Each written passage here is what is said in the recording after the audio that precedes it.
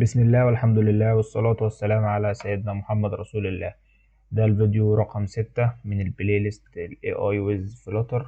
وقفنا المرة اللي فاتت عند جزء الموديل بعد ما عملنا له ترين وخلصنا الداتا ست بتاعته، وقلنا هنعمل كلاس كار وكلاس اسمه بايك والموضوع ده. كنت في آخر الفيديو خالص قلت لك إن هو بيطلع معاك فايل مضغوط بتفك الضغط، وبيطلع معاك في الآخر فايلين. الفايلين دول هتحطهم هنا اهو، واحد بتاع الليبل، جوه الليبل ده هتلاقي فيه الكار والبايك اللي احنا قلنا عليه، والتاني اللي هو الموديل. طيب كده اول جزء خلص معانا بعد ما ضفناهم للاسيتس. تعالى نخش على الباب سبيك دوت يامل. هتروح تعمل ايه؟ اللي انا استخدمته معايا، سيبك من الاتنين اللي فوق، يخصوك الاتنين اللي تحت. الايمج بيكر دي معروفة لأي حد، لو مش عارف اسأل شات جي بي تي عليها، شوف الكود بتاعها ايه، اصلا كلها فانكشن صغيرة وانا كاتبها في الكود وهشرحها لك. تاني واحدة دي هي اللي احنا هنستخدمها معانا. الباكج دي اصلا عاملها واحد مصري، اللي انا اخدت باله منه متأخر، يعني عامل اكتر من واحدة وكذا واحدة عمل لها ابديت والموضوع ده يعني.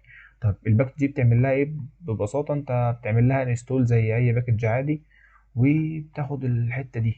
الموضوع كله بس ان انت بتعمل امبورت للموديل بالشكل ده، ويخصك ان انت لما بتيجي تعمل رن بتعمل رن على الحاجات دي كده كده، مش محتاج تعدل فيهم، مش محتاج تلعب كتير يعني.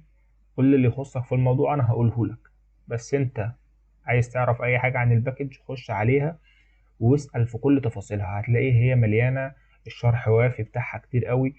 الجيت هاب بتاعه حاجة فظيعة يعني. هتخش هتلاقي الدنيا حلوة معاك، كل حاجة سهلة. عامل أمثلة كتير قوي، يعني الموديلات كلها جاهزة. انت ممكن تحمل المثال كله. تعال اوريك مثلا ازاي. بص، هبدأ كده على جنب. في برنامج صغير قوي تقريبا 1 ميجا، بيعمل لك الجزئيه دي، ان انت تخلي الايميوليتور بتاعك متثبت بالشكل ده. هو بيكون موجود هنا اهو، اسمه ديسك بنز تقريبا. وهتدوس كده اهو، وبتيجي تدوس على حاجه كده اهو، خلاص هي ثبتت معاك. فانت برضو ده حاجه كويسه يعني، عشان حد سالني قبل كده عن الموضوع ده ونسيت اتكلم عليه يعني. هو ده ابلكيشن خفيف خالص صغير، تقريبا 2 ميجا ولا حاجه، يعني حاجه عبيطه قوي. هتخش على جيت هاب، ومن جيت هاب هتلاقي المثال، وحمل المثال كله اهو. حمل كل حاجة يا معلم في المثال، وعيش مع نفسك، مليان حاجات تانية. غير ان هو اصلا في واحدة تانية بتاعت نفس الراجل ده، اسمها، هسيب لكم اللينك بتاعها تحت، بس هي تقريبا نفس الباكج اصلا، بس اسمها تنسور فلو لايت. ومش هتلاقيها بسهولة، لازم تعمل عنها سيرش هنا اهو. هسيب لكم اللينك بتاعها يعني. لو كتبت اللينك بتاعها، لو كتبت اسمها على جوجل مش هتظهر. لو جيت عملت لها سيرش في الباب سبيك في الباب ديف هتلاقيها هنا اهو. لازم تعمل لها سيرش من هنا اهو. طيب نسيب الباكج دي دلوقتي. قلت هسيب اللينك بتاع دي واللينك بتاع التانية برضو في تحت يعني. طب سيب كل ده وتعالى خش على الكود. انا عملت ايه في الكود بعد ما قلت ان احنا ضفنا الموضوع ده كله في الاسيتس؟ ضفنا الفايلين. هنا انا عامل المين ما فيهاش اي حاجه خالص، انا عامل بس ان انا ايه، في صفحه سكرينه يعني هستدعيها اسمها الهوم بيج. تعالى بقى يا معلم، هنا انا مش بعمل اي حاجه خالص. كل اللي يهمنا في الموضوع ده كله ان انا هنا ايه، جيت عملت امبورت للحاجات اللي انا هستخدمها. الباكج دي خاصة بالفايلات اللي عندك على الجهاز. الفايل بتاعك اللي موجود عندك على الجهاز وعايز تشتغل عليه، فانت بتستدعي الباكج دي. طيب الحاجة التانية، انت عندك هنا اهو خدنا اوبجكت من الكلاس بتاع الايمج بيكر، اللي هي اللايبراري اللي كنا اتكلمنا عنها. بحيث ان احنا ما نقدرش نمشي كل شويه بالكلاس ناخده ونمشي بيه، لا احنا ناخد الايه، اوبجكت منه بس مش اكتر. والجزء اللي بعد كده احنا قلنا الايمج دي هي الاكس فايل، ده نوع اللي انا هقدر احفظ بيه الصورة بتاعت اليوزر. وبعدين اللي تحتها اللي هي الفايل اللي هي دي، ده الجزء اللي انا هقدر ايه استخدمه واديه للموديل. وهنا هطلع الاوتبوت بتاعتي النتيجة. طيب هنا انا عامل ان انا اجيب الموديل بتاعي، ان انا اعمل له لود. قلنا هنعمل له لود ازاي؟ ادي الباكج دوت موديل، لود موديل، وهيحملها ومفيش اي مشكله جوه تراي وكاتش. طيب بعدين هنا الباكج ان انا بقول له خد حمل الباكج دي من نوع اكس، الايمج دي من نوع اكس فايل، هيحمل لك الايمج مفيش اي مشكله خالص.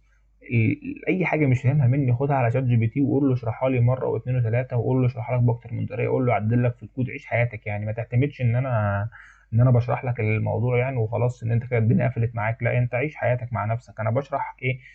كبشرح كده اللي هو عادي يعني، انا بقول لك الدنيا فيها ايه، بس انت عيش مع نفسك يعني. اللي عايز تعرفه اكتر، عايز تعدل عليه عدل انت مع نفسك يعني. حتى اليو اي اللي قدامك ده ابنيه قبل ما تشتغل معايا، يمكن تطلع في الاخر ايه، في حاجه تضرب في دماغك، تفهم الدنيا ماشيه ازاي، حاجه تنور كده في دماغك تقول طب ما انا ممكن اعمل حاجه احسن من كده يعني. طيب هنا برضو قلنا ان بعد ما جينا عملنا فانكشن تانية هتاخد الايمج اللي احنا قلنا عليها، وهنيجي هنا نستخدم الباكج بتاعتنا ونقول له ان احنا عايزين نرن الموديل. الحاجات دي قلنا له ده الباس بتاع الصورة، وقلنا له احنا عايزين اعلى نتيجة عشان هو هنا الحاجات دي. الحاجتين دول ما تلعبش فيهم قوي، هو بيقول لك هنا يعني ان انت عاوز ايه من الصورة قد ايه، مش عارف الستاندر المين والكلام ده، حاجات سيبك منها. عايز تلعب فيها العب فيها براحتك، بس افهم انت بتلعب في ايه الاول، هي ما تأثرش قوي على النتيجة يعني، بس ما تلعبش في حاجة وخلاص يعني.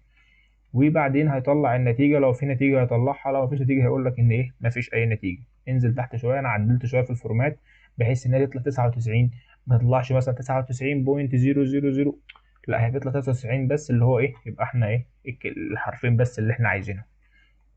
وبعدين ده اليو اي ما فيهوش اي حاجة خالص. طيب لما تيجي ترن يا معلم، انا بعد ما رنيت مش هتقابلك اي مشكله ان شاء الله، لان هو الكود ما فيهوش اي حاجه تقابلك فيها مشكله. بس خد بالك ان انت في الانستول ممكن تيجي معاك مشكله في الحته دي، احتمال مش اكيد. يقول لك خش على الاب وتيجي هنا اهو وتضيف السطر ده، احتمال مش اكيد يعني، مش كل الناس، بس انت لو حصلت معاك اي مشكله يبقى اعمل الجزء ده. هو انا هسيبها لك دقيقه كده ثبت واشتغل عليها. طيب انا بعد ما رنيت اديت له صورة بتاعت العجلة، راح الراجل قال لي ايه دي عجلة 100%. اديت له صورة تانية بتاعت عربية، راح الراجل قال لي دي عربية بنسبة ايه 78%. دي النتيجة دي الاكيوريسي اللي احنا قلنا ان هي اسمها الدقة، اكيد مش هتبقى عالية قوي لان انا اصلا مدرب الموديل على 30 صورة، و30 صورة من الناحية التانية، الموضوع اصلا عبيط. انما انت بقى لما تيجي تشتغل شغل بجد، زود يا معلم شوية صور بقى وعيش حياتك، هتلاقي عندك بعدين مع الباكج دي فيديوهات وشغل عالي قوي، فانت في الاخر هتلاقي الدنيا معاك حلوة يعني، هتعيش. اه انا ممكن اطلع منتج هنا ومنتج هنا ومنتج هنا، برضو انت عيش حياتك مع نفسك. انا كده بالنسبة لي خلصت جزء الاسيتس ده. المرة اللي جاية هنشوف بقى موضوع الفاست اي بي اي والتفاصيل دي. برضو في فيديوهات تانية جاية عن جزئية ان انت ازاي تحدد سعر الساعة بتاعتك، وازاي تشتغل شغل الفريلانس يعني والحاجات دي. ان شاء الله الدنيا تظبط معانا والاقي وقت، مش هتأخر ان شاء الله بإذن الله في الموضوع ده، مش هطول، مش هاخد وقت كبير لحد ما انزل الفيديو اللي جاي بإذن الله. زي ما قلت ان انا هسيب اللينكات كلها تحت، لو حد عايز اي حاجة برضو الكود ده هسيبه ان شاء الله تحت، او هسيبه في جيت هاب يعني. انا كده خلاص خلصت. لو عندك اي سؤال، عندك اي استفسار، بتفكر في اي موضوع يعني، ابعت لي برايفت، ابعت لي اعمل لي هنا كومنت ان شاء الله وهرد عليك يعني. زي ما قلنا برضه قبل كده ان موضوع اللينك بتاع الجروب بتاعنا لسه موجود، ولسه بنعمل نفس الموضوع فري. لو انت عاوز ال20 تستر ان شاء الله برضه لسه ايه موجودين بإذن الله. والسلام عليكم ورحمة الله وبركاته.